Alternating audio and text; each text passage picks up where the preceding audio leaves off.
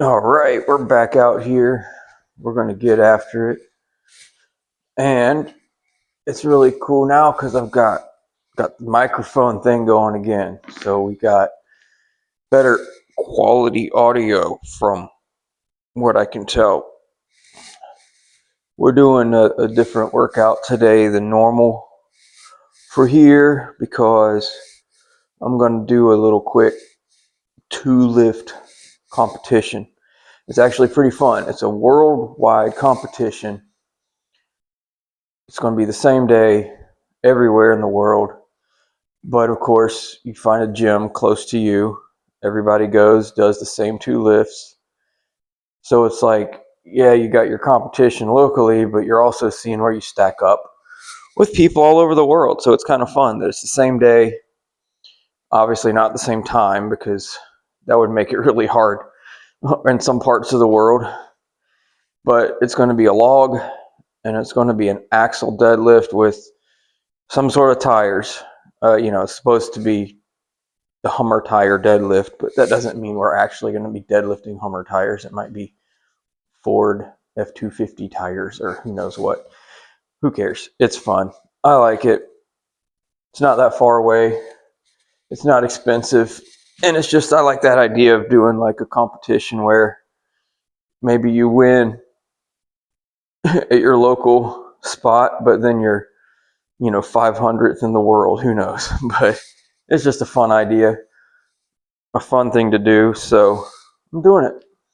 So everything's a little off schedule for this week, as I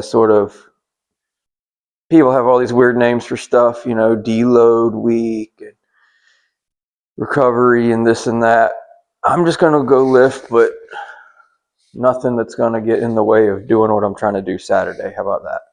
Nothing heavy, nothing that's involving a lot of pressing or deadlifting.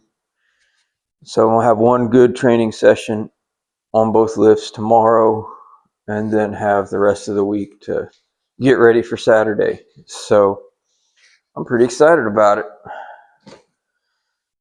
Also got Psalm 71. Man, we're so close to halfway point. So, let's get into that a little bit, and we're going to do back today. A lot of pulling stuff today. And then some bicep curls. Nothing crazy, nothing extra heavy, just good work, pulling, stretching, all that good stuff. So let's get into Psalm 71. This is a David sounding kind of psalm. It's also a little long, so we'll try to get through it all in one shot. What we say is, in thee, O Lord, do I put my trust. Let me never be put to confusion. Deliver me in thy righteousness, and cause me to escape. Incline thine ear unto me, and save me. Be thou my strong habitation, whereunto I may continually resort.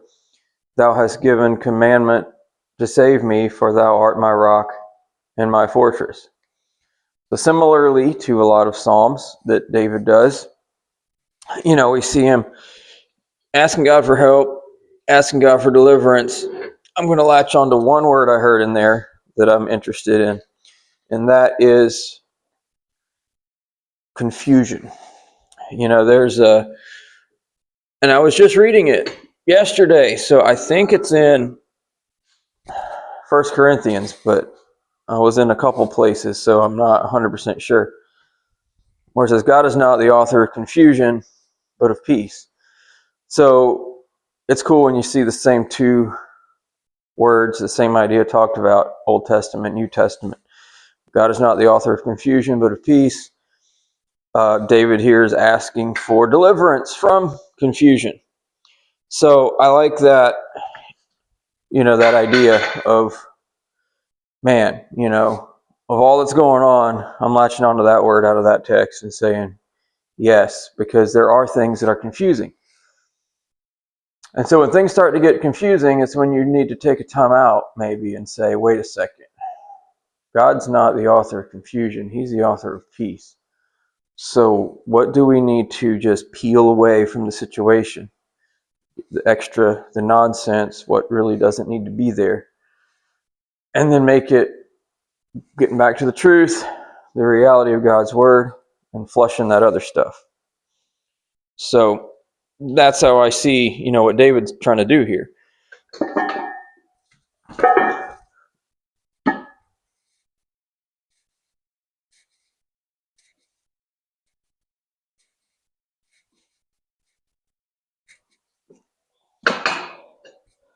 Yeah, I like the handle. It's a good handle.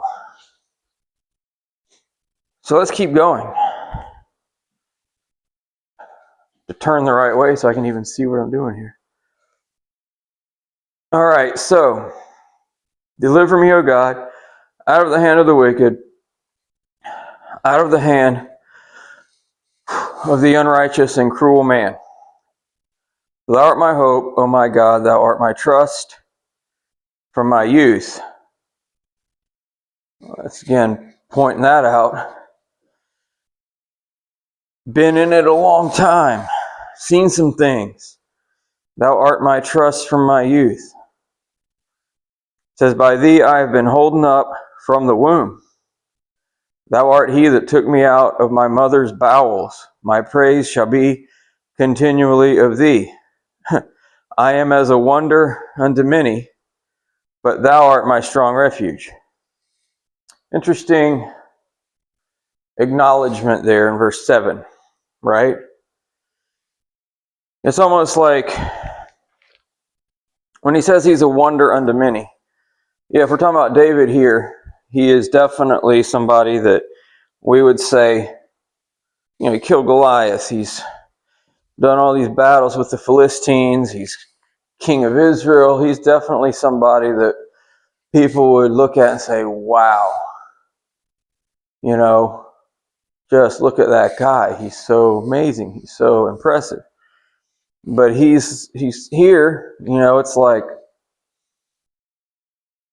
none of this would happen without God, And I say the same thing about myself, except it's not that impressive because I haven't accomplished anything yet that's like way out there.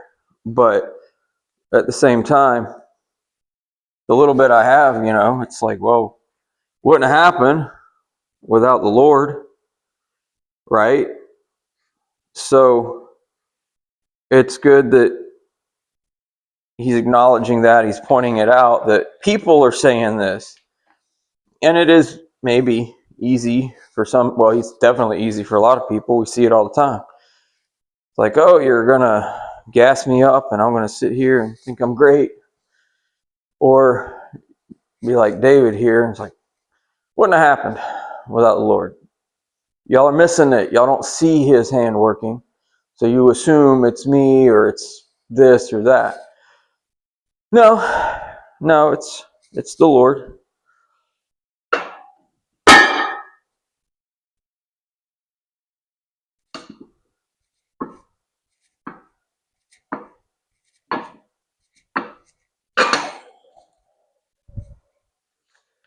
So let's keep going.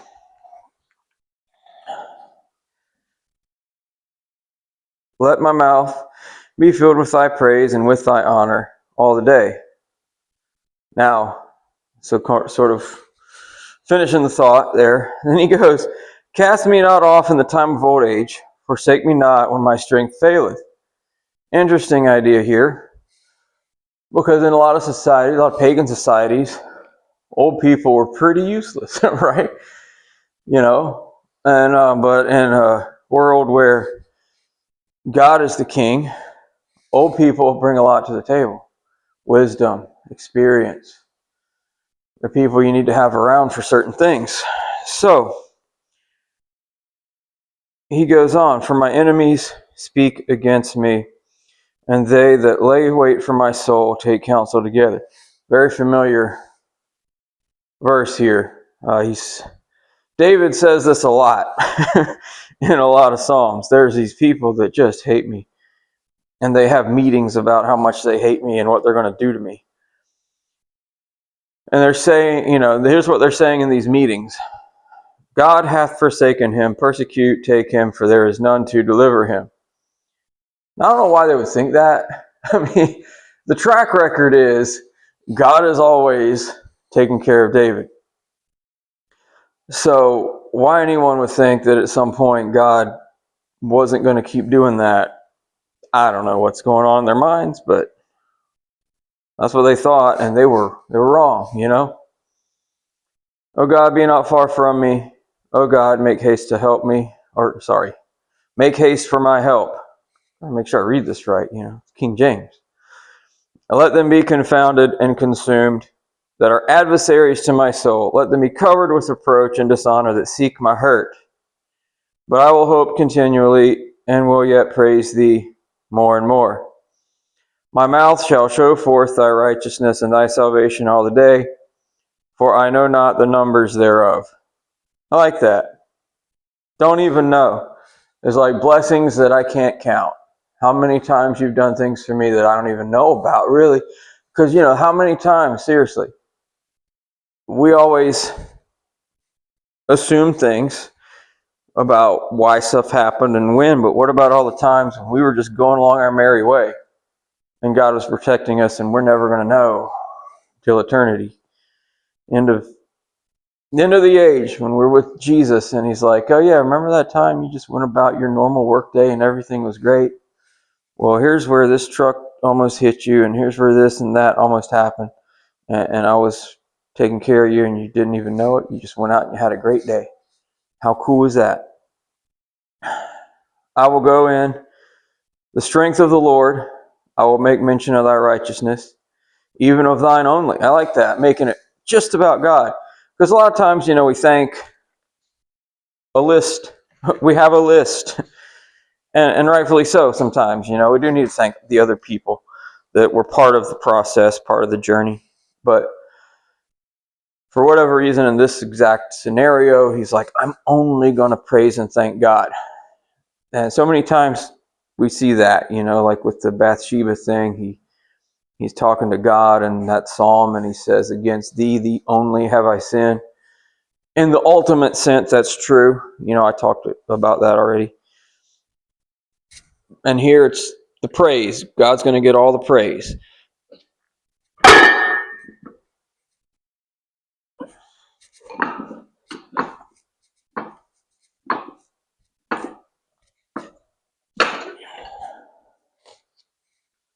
So, now where are we going with it? He says, O God, thou hast taught me from my youth, and hitherto I have declared thy wondrous works. Now also, when I am old and gray-headed, O forsake me not until I have showed thy strength unto this generation, and thy power to every one that is to come. I like that. That's you know what? I might have to use that. Because I got some gray hair, okay? But the idea that I want to talk to this next generation, you know, about God, his power, his strength. It's a great idea. I mean, that's why we need all these different generations. Thy righteousness also, O God, is very high. Who hast done great things, O God, who is like unto thee? Thou which hast showed me great and sore troubles shalt quicken me again, and shalt bring me up again from the depths of the earth. Thou shalt increase my greatness and comfort me on every side. I just think that's funny, you know, somebody say that. Like, it's one thing to like imagine, you know, like, you know, one day, I want to preach to a stadium full of people. I think that would be awesome. But I'm not, you know, maybe I should. I mean, David did it. Maybe I should too. Thou shalt increase my greatness and comfort me on every side. I mean, it happens. It just doesn't happen to everybody because God has a, you know, a different plan for everyone. We're all part of a body, you know. We're all made for different things. We're vessels for different uses. But he knew. He was king. He knew. I will praise thee also. I will praise thee with the psaltery, even thy truth. O my God, unto thee will I sing with the harp, O thou Holy One of Israel. My lips shall greatly rejoice when I shall sing unto thee, and my soul which thou hast redeemed. My tongue shall also, man, I gotta get these words right. My tongue also shall talk of thy righteousness all the day long, for they are confounded, they are brought unto shame that seek my hurt. And that's how he ends it. So it was like that moment of weakness or just poor health or whatever it might have been. And then it didn't work out. And now all of a sudden those people that wanted to take advantage of that moment, oops, they had their chance. They didn't succeed because God was with, assuming David here. And now it's like, yeah, tables have turned. Or had Michael Scott say it, oh, how the turntables. Right, but you get the point. I like that psalm's kind of long, get it, but it goes through this progression of, no matter what, he's praising God. No matter what, God should get all the glory. No, even with, David there saying, you will, see, let's emphasize what God's doing. Because if I say, God's going to increase my greatness. No, God will increase my greatness. So it's really all about him and his plan, not about the fact that this person's in front of a stadium or that person's in front of 5 people. It's, are we doing God's plan?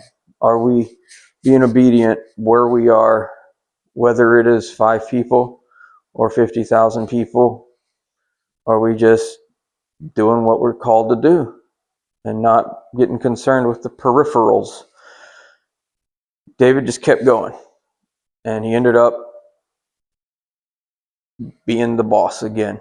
And that's why some people think he might have written this psalm around the time of Absalom, because there was that window where it kind of looked like those people that holding grudges over from King Saul days or whatever thought that they were going to get the upper hand. And didn't quite happen that way for them. So that's that psalm. So y'all go out and have a good day if you want to.